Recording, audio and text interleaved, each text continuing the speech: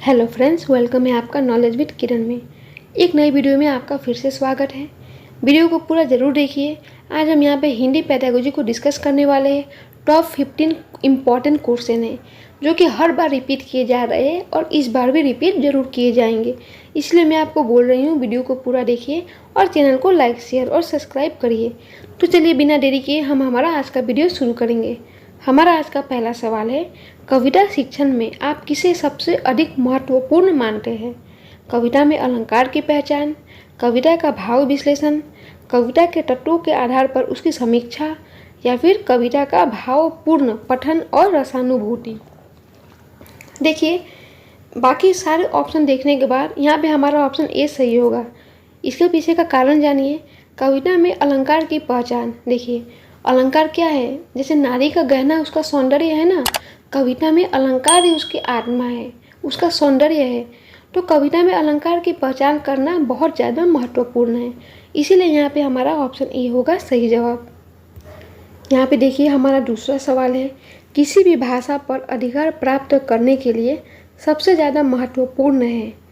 Option A, उस भाषा का व्याकरण जानना, शब्द के अर्थ जानना, उस भाषा की वाक्य संरचना जानना, या फिर उस भाषा का आधिकारिक प्रयोग करना। तो देखिए, यहाँ पे हमारा सही जवाब ऑप्शन डी है, क्योंकि हम जिस भाषा का जितना अधिक प्रयोग करेंगे हमें उस भाषा का उतना अच्छा ज्ञान होगा।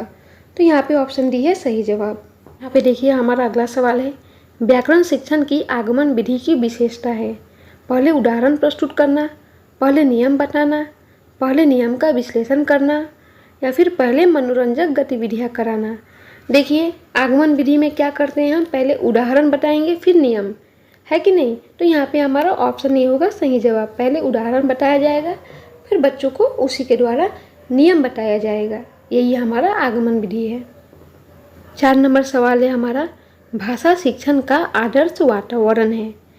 ऑप्शन ए, विद्यार्थियों को अभिव्यक्ति की पूरी आज़ादी, भाषागत शुद्धता पे बल, अध्यापक केंद्रित कक्षा, या फिर सर्व दृश्य सामग्री का प्रचुर प्रयोग। देखिए, आदर्श वातावरण पूछा है, तो ऐसा नहीं कि हम किसी सामग्री का प्रचुर प्रयोग करेंगे। ये तो बिल्कुल ही रॉन्ग है कि अध्यापक केंद्रित कक्षा और भाषागत शुद्धता पे बल, हमें बल नहीं देना है। यहाँ पे देखिए, बेस्ट ऑप्शन है, यानी सही जवाब है ऑप्शन ए, विद्यार्थियों को अभिव्यक्ति की पूरी आज़ादी। वही हमारा आदर्श वातावरण है, जहाँ बच्चों को बोलने का बहुत अवसर दिया जाए, बिना किसी रोक टोक के बच्चे आराम से बोले और सुने। 5 नंबर सवाल है, भाषा सीखने का व्यवहारवादी दृष्टिकोण किस पर बल देता है? देखिए, यहाँ पे व्यवहारवादी दृष्टिकोण पूछा है। ऑप्शन देखिए, अनुकरण, रचनात्मकता, भाषा प्रयोग, या फिर अभिव्यक्ति। तो हमारा जो व्यवहारवादी समाज है ना, वो हमेशा अनुकरण को फॉलो किया है, हमेशा अनुकरण को माना है। तो यहाँ पे जो भाषा सीखने के लिए उन्होंने कहा कि अनुकरण करके ही बच्चे भाषा सीखेंगे। ऑप्शन ए होगा हमारा सही जवाब। आगे बढ़ेंगे, हमारा अगला सवाल है, भाषा के सतत और व्यापक मूल्यांकन का उद्देश्य है? बच्चों के सीखने की प्रक्रिया को समझकर उपयुक्त शिक्षण अधिगम प्रक्रिया को अपनाना, अगली कक्षा में प्रोन्नत करने हेतु साध्य जुटाना, बच्चों के त्रुटियों की पहचान करना, या फिर मूल्यांकन की परंपरा का निर्वाह करना। जैसे देखिए, ऐसा नहीं कि बस हम एक परंपरा का निर्वाह कर रहे हैं मूल्यांकन के द्वारा, बच्चों के त्रुटियों की पहचान करना केवल इतना ही उसका उद्देश्य नहीं है। और ऐसा नहीं कि बस उनको पास करने के लिए हम साधन जुटा रहे हैं। यहाँ पे देखिए, बच्चों के सीखने की प्रक्रिया को समझकर हम अपने शिक्षण अधिगम की विधि में नए अपने शिक्षण विधि को अपना रहे हैं। यानी हम पहले देख रहे हैं बच्चों को क्या प्रॉब्लम है सीखने में, और जो बच्चा जिस प्रकार से सीखेगा हम उसको उसी विधि से सिखाएंगे। तो यही हमारा जो है भाषा के सतत और व्यापक मूल्यांकन का मेन उद्देश्य है। तो यहाँ पे हमारा ऑप्शन ए है सही जवाब। भाषा अर्जन शिक्षक की आवश्यक उपस्थिति की मांग करता है? भाषा की कक्षा में ही संभव है, सहज और स्वाभाविक होता है, या फिर प्रयासपूर्ण होता है? देखिए, भाषा अर्जन क्या है? एक नेचुरल प्रोसेस है जो कि सहज है और स्वाभाविक है। तो यहाँ पे ऑप्शन सी होगा हमारा सही जवाब। हमारा अगला सवाल है, प्राथमिक स्तर पर कौन सी भाषा शिक्षण का उद्देश्य नहीं है? ऑप्शन देखिए, भाषा संबंधी व्याकरण को पूर्णतः कंठस्थ करना, अपने द्वारा कही गई बात की तार्किक पुष्टि करना, भाषा की सृजनशील एवं कल्पनाशील प्रयोग करना, रचनाओं के माध्यम से विभिन्न विषयों से जुड़ना। देखिए, यहाँ पे पूछा है क्या क्या उद्देश्य नहीं है। पहले आप सवाल को ध्यान से पढ़िएगा कि उसमें पूछा क्या है। देखिए विभिन्न विषयों से जुड़ना पड़ेगा हम लोग को, कल्पनाशील और सृजनशील तो बिल्कुल ही होना पड़ेगा। और अपने द्वारा जो बात हमने कही है ना, उसकी तार्किक लॉजिकल पुष्टि भी हमें करना ही है। बट यहाँ पे जो पूछा है भाषा संबंधी व्याकरण को पूर्णतः कंठस्थ करना, यह रॉन्ग है। यह हमारा उद्देश्य कभी नहीं हो सकता। और वैसे भी कंठस्थ करना, याद करना ऐसे ही नेगेटिव वर्ड है। बच्चों को समझ के पढ़ना है, केवल रट कर याद करने के द्वारा नहीं। तो यहाँ पे ऑप्शन ये होगा हमारा सही जवाब। देखिए हमारा अगला सवाल है, शिक्षण प्रक्रिया को रुचिकर बनाने में डैश शिक्षण सामग्री सहायक होती है। ऑडियो वीडियो, वैविध्यपूर्ण, वीडियो परक या फिर श्रवण सामग्री। तो देखिए यहाँ पे हमारा ऑप्शन ए होगा सही जवाब, ऑडियो वीडियो। क्यों? क्योंकि यहाँ पे बच्चे अधिक सेंस का प्रयोग कर रहे हैं, अधिक ज्ञान इंद्रियों का प्रयोग कर रहे हैं, वह देख भी रहे हैं, सुन भी रहे हैं। तो किसी भी चीज़ को पढ़ाने के लिए जो है ऑडियो वीडियो समान सामग्री बहुत ज़्यादा इम्पॉर्टेंट और हेल्पफुल होगी। बाकी ऑप्शन में जो है उन सभी के कंपेयर में हमारा ऑप्शन ए बिल्कुल सही जवाब है। 10 नंबर में हमारा सवाल है, शिक्षिका ने अनुच्छेद दिया जिसमें हर 5वें शब्द की जगह खाली स्थान था जिसे बच्चों को भरना था। शिक्षिका ने किसका प्रयोग किया है? यानी टीचर ने एक अनुच्छेद दिया, पैराग्राफ दिया, जहाँ हर 5वें जगह पे फिलिंग द ब्लैंक्स है और वो बच्चों को भरना है। तो टीचर यहाँ पे क्या कर रही है? देखिए, क्लोज परीक्षण, पठन परीक्षण, लेखन परीक्षण या फिर व्याकरण परीक्षण। तो देखिए ये हमारा क्या है? ये हमारा क्लोज टेस्ट है, क्लोज परीक्षण। ऐसा नहीं है कि आप इसको खाली जगह भरो ऐसा ऑप्शन में रहेगा उसके साथ जाएंगे, नहीं, यह हमारा क्लोज परीक्षण है। इसका जवाब ये है क्लोज टेस्ट। ऑप्शन ए होगा सही जवाब।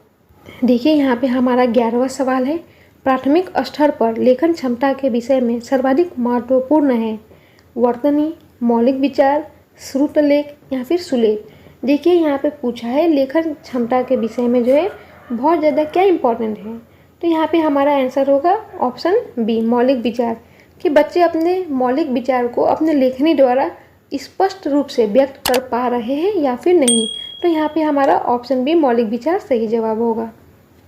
आगे बढ़ेंगे, अगला सवाल है हमारा, प्राथमिक स्तर पर भाषा शिक्षण के संदर्भ में सर्वाधिक महत्वपूर्ण है कि बच्चे, ऑप्शन देखिए, लिखी छपी सामग्री का अर्थ समझ सके, लिखी छपी सामग्री को बोल बोल कर पढ़ सके, अक्षरों को जोड़ जोड़ कर पढ़ सके या फिर शब्दों को जोड़ जोड़ कर वाक्य पढ़ सके। देखिए बात की गई है आपका प्राथमिक लेवल की। तो यहाँ पे ऐसा नहीं कि बस बच्चे लिखी और छपी हुई सामग्री को बोल बोल कर पढ़े, जोड़ कर पढ़े या फिर जोड़ जोड़ कर वाक्य को पढ़े। यहाँ पे मैंने अर्थ समझ कर पढ़े। बच्चों को क्या लिखा गया है, क्या छपा गया है, उसको बच्चे पढ़े तो उसका मीनिंग को भी समझे। इसीलिए यहाँ पे हमारा ऑप्शन ए होगा सही जवाब। मौखिक भाषा का आकलन डैश सर्वाधिक बल देता है। देखिए यहाँ पे पूछा है मौखिक भाषा का आकलन सबसे ज़्यादा किस पे बल देता है। ऑप्शन देखिए, धारा प्रभाव की तीव्रता, संस्कृत निष्ठ शब्दों का प्रयोग, उच्चारण की शुद्धता या फिर विचारों की क्रमबद्धता। देखिए मौखिक भाषा की बात कही गई है ना, तो ऐसा नहीं है कि बच्चे अगर स्पीड में बोल रहे हो या फिर केवल संस्कृत शब्द बोल रहे हो और एकदम स्पष्ट साफ बोल रहे हो, ऐसा नहीं है। इन सबसे कहीं ज़्यादा इम्पॉर्टेंट है विचारों की क्रमबद्धता, कि बच्चे जो बोल रहे हैं ना उसमें एक क्रम है, पहले क्या बोलना है। ऐसा नहीं है कि बस बच्चे किसी भी बस बोल दिया, ऐसा नहीं। उनके मन में जो विचार है उसमें एक सहयोग बना होना चाहिए, एक कड़ी बनी होनी चाहिए, ताकि जब वो अपने बातों को बोले मौखिक भाषा के द्वारा तो सामने वाले आराम से समझ पाए। अगर उनके विचारों में क्रम नहीं होगा तो वह नहीं समझ पाएंगे।